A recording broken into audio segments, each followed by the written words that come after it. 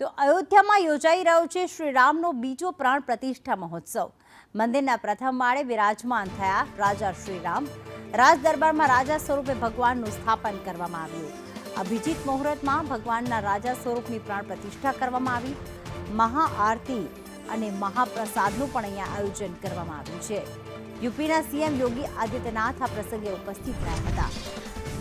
અયોધ્યા અને કાશીના 101 આચાર્યો દ્વારા વૈદિક મંત્રોચ્ચાર કરવામાં આવ્યા અને ત્યારબાદ ભગવાન શ્રી રામની રાજા સ્વરૂપે સ્થાપના કરવામાં આવી।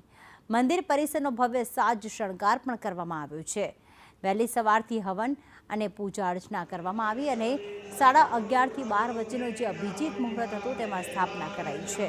શ્રી રામ સાથે અન્ય 7 મંદિરોની પણ પ્રાણ પ્રતિષ્ઠા કરવામાં આવી। ખાસ સુંદર મૂર્તિ અહીંયા સ્થાપિત કરવામાં આવી છે ભગવાન શ્રી રામની અને તેમના સેવક હનુમાનજી પણ તેમની સાથે છે।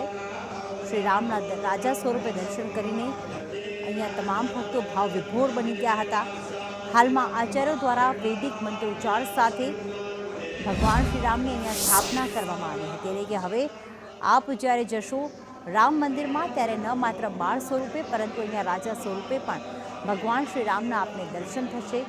22 જાન્યુઆરી 2024નો દિવસ કે જ્યારે ભગવાન શ્રી રામની 500 વર્ષ બાદ પ્રાણ પ્રતિષ્ઠા કરવામાં આવી હતી।